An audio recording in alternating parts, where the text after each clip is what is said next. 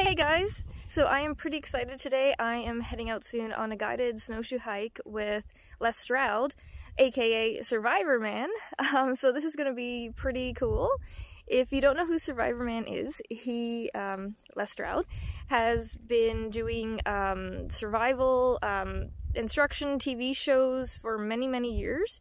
He was one of the first, or the first person to go out in the woods and film himself doing survival. And he does music, he's an author, he does all sorts of things. So Les was at Nature's Harmony Ecolodge this weekend, and he came to do 2 nights of shows to perform his music. And on the last day, he was going to go take a small group out for a little guided snowshoe hike. So I do freelance reporting for the local newspaper, and I thought, oh, that's a great story. I'd like to come out and have a quick interview with him and see how the weekend went. And when we were arranging the time to come out with the owners of Nature's Harmony, I got an email back saying that Les had actually invited me to come on the guided hike itself. And I'm like, oh wow, that is really cool. So yeah, just getting ready to head out now. And it's going to be a great day. I'm going to do a little bit of filming and take you guys along with me.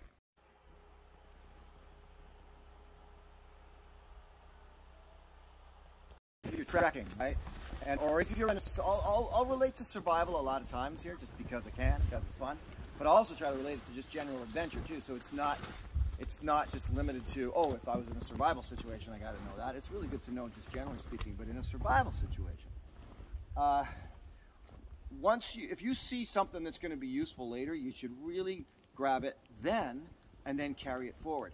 So, for example, I'm walking in this forest, and let's say I know I want to get a fire going at the other end, right? Okay, well, there's lots of birch trees. Great. There's going to be birch trees. I'll be able to get my tinder there. But do I know the birch tree is going to be growing there? It's like, oh yeah, it's a forest. They grow everywhere. No, they don't.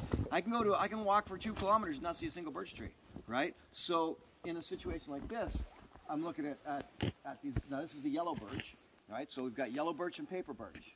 I don't know if you can see the difference there. All right, here, a little bit of anatomy, a little tree anatomy.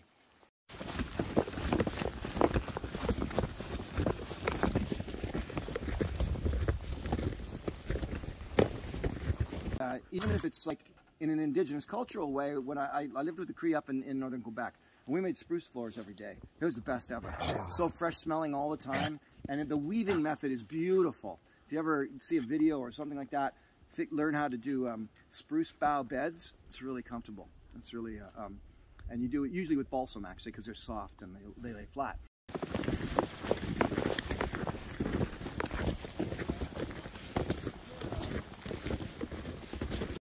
Example, if you said to me, like, quick, Les, find a spot, I'd rather choose here. There is the protection of it, but primarily, and again, remembering this is about saving my life, so I'm not trying to commune with nature. I want to save my life. I've got maybe an axe or a machete. All of these evergreens, that's my insulation. All of this greenery would end up on my shelter. It's easily accessed, it's close at hand, it's not too big. But things get a nice big pine tree with all the boughs. No. The bigger trees are harder. The 10-year-old trees and younger are the best thing for survival. They're easy to cut. You can get them. They're at your body height, all that sort of stuff. So I'd be here going, okay, all right. So what am I really talking about? I was just thinking with this. You cannot, because of the variables, you cannot say, well, what's the one thing you should do or the one thing you need? It's not possible to answer that question. Well, where am I? You know, is it bug season? Okay, I want a mosquito net. You know, is it the Arctic? You know, where am I? What time of year is it? All of that sort of stuff. So the variables. But I will say, my top 3 in assessing an area would be, number 1, and I argue with guys about this, and I stand by my opinion on it, wind. I don't care if it's pouring rain. Wind will kill you every time. Wind. It can be rainy, it can be snowing, it can be hot, but wind is the thing that destroys me every time. So wind is really a big one. Number 2, or within there, is raw materials. And when I mean that, I mean for if you do have to build a shelter. These are raw materials right here, right? And then number 3, which I haven't touched on yet, but we're going to get to, firewood. No matter what, you're going to need a fire. You have to have a fire. Even in the jungle, I had to have a fire every night. If it's just to keep away a jaguar, right? So I always want a fire.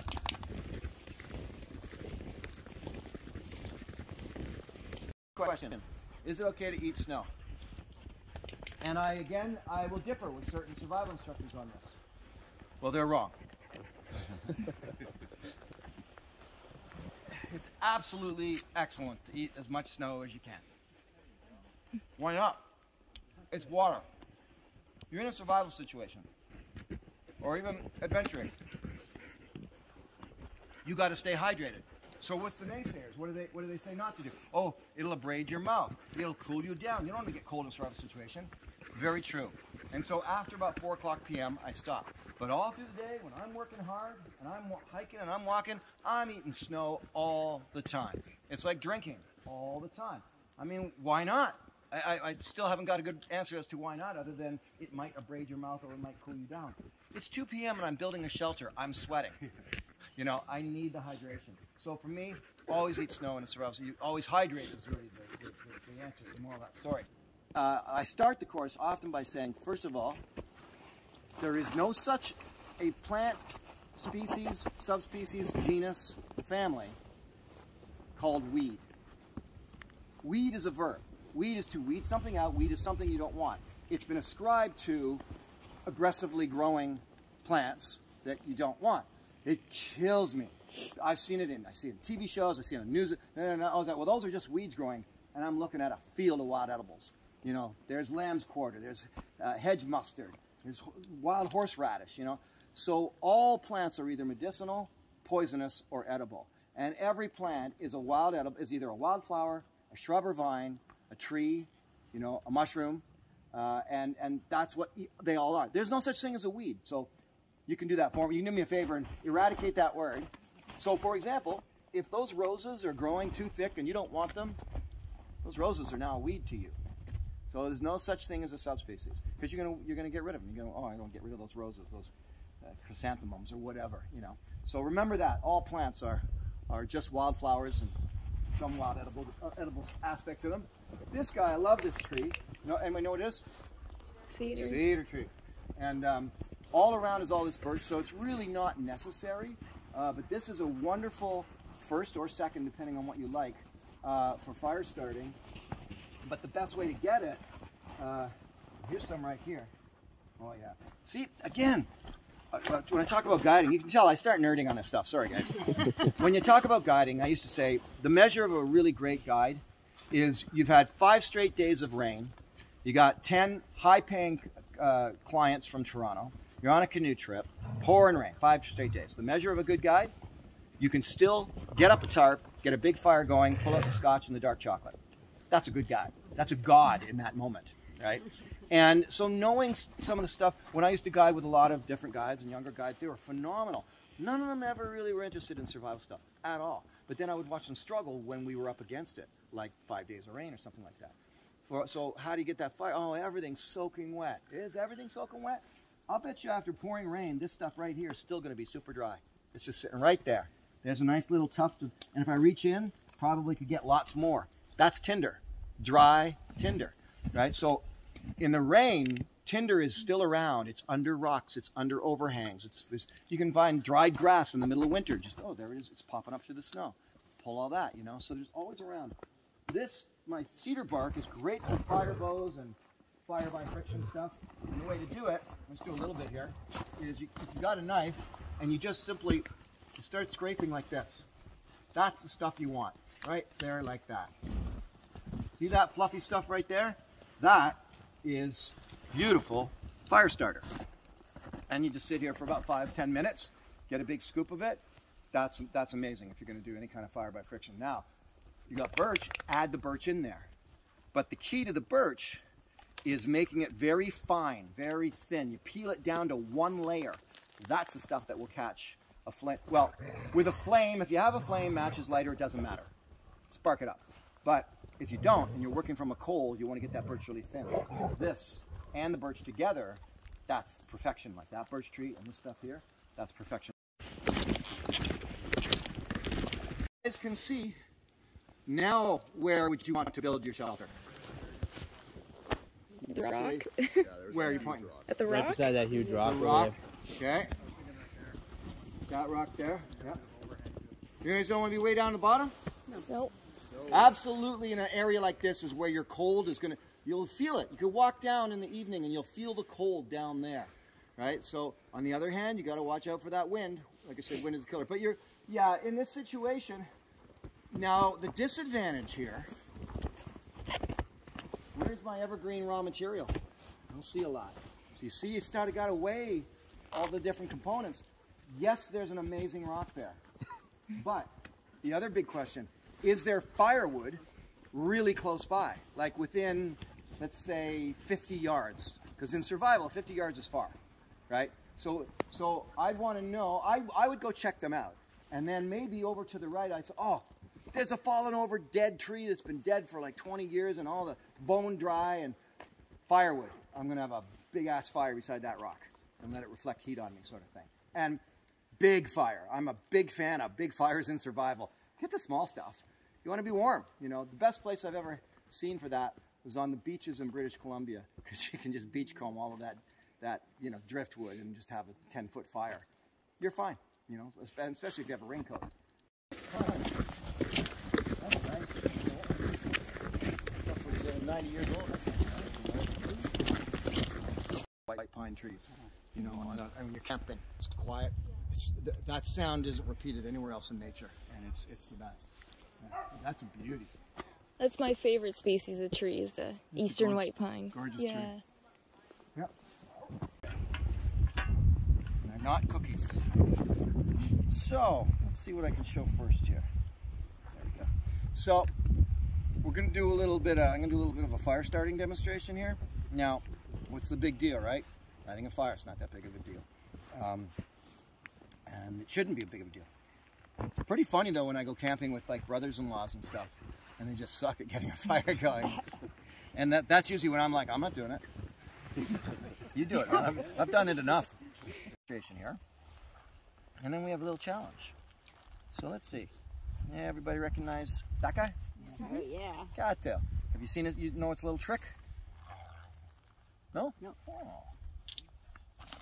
I'll just do it this way. Allow me to illuminate. So, cattail. Take it. This one's going to be a little tricky. I got this right down from the lodge, just on the way in, on Snake, whatever road. And so it was raining, so it's a little dampness to it. Okay, y'all watching? You're not watching. Okay, here we go. Right. So let's hold it. Simple cattail and simple spark. Right up. Instantly you get a flame. And that will follow through all throughout nature.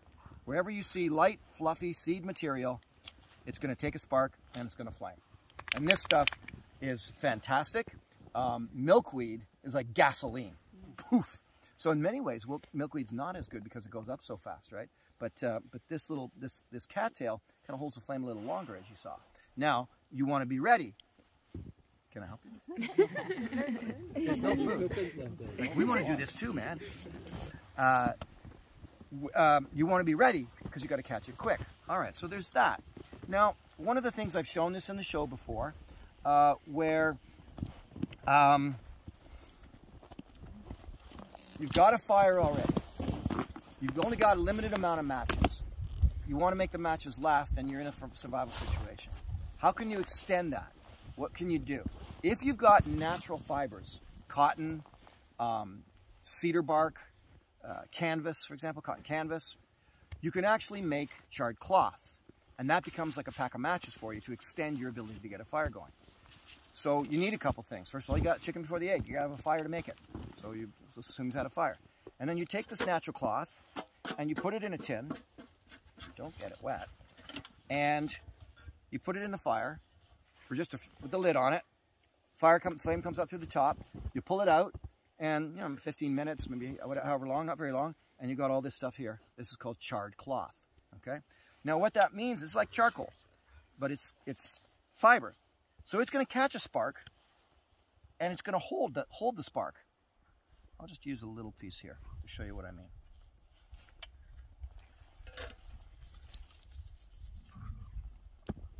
And the beauty of this is you got it buys you some time. So, yeah, did it already. So, if I wave that in the air, you see the glowing ember? See it glowing? Ah, there we go. See that glow? Okay. This is in the movie Jeremiah Johnson. This is exactly what he did. Larry Dean Olson taught him this. Now, much trickier. But I got it. Wow. There's the little red coal, right? I got a spark. What I did there was you're coming down nicely, shaving like that, and the spark is jumping up and landing on that piece of cloth, right? So now I can take that and I can get my fire just like you saw me get it before. So that's the actual pioneer method. So I'm going to give you all, you're all getting one of these. I'm going to give you a piece of the charred cloth, and you're lucky. You don't have to go get tinder. I got a bag full of tinder. I'm going to give you tinder, and I'm going to give you each a hot dog.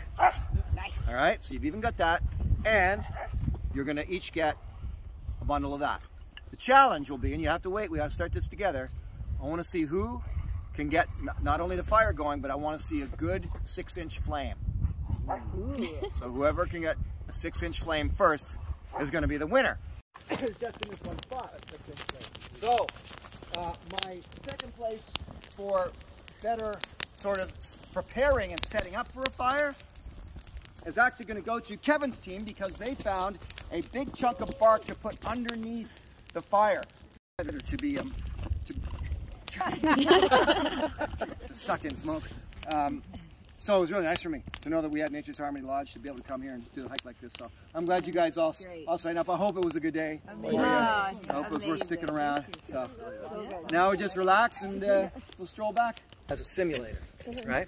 So you think of people, they've been doing helicopter simulation for pilots for years. Yeah. Same sort of thing. You get in a real survival situation. Now, obviously, you know, you're in the comfort of your own home, but that's perfect. And then also, there's a lot of people who love to get out and do survival, and they can't. They're wheelchair bound. Yeah. And they're housebound, and this gives them an opportunity. So the hike is over now, and Les just left, and that was just so cool. We got to hike down the trail with him to a lake. He stopped along the way, and he told us different little survival tips and tricks. And then we got to the end. They had a little camp building a fire competition. We went into teams, and actually the team I got on, we came in 3rd place because it took us a little longer to get our fire going, and we didn't get it very big. But we had come up with the idea to take some green like boughs off of I believe it was a balsam or a hemlock tree, to put underneath to help the fire, you know, not get wet from the snow as quick. Yeah, so we came in 3rd place. That was cool. And yeah, I got to I was going to interview Les after, but then he's like, hey, let's do it that while we're hiking along the trail back. So that's the first interview I've ever done while hiking along a trail. So anyways, really great time. It was awesome to meet Les and to spend some time with him and the group out on the trail. And the people at Nature's Harmony are great too. So thanks to Jen for having me out, and Les for inviting me on the hike. And yeah, I think they're going to turn this into an annual event. So hopefully next year I'll get to come out for the music part of it. But yeah, a lot of fun, very cool experience. And I will see you guys next time. Bye.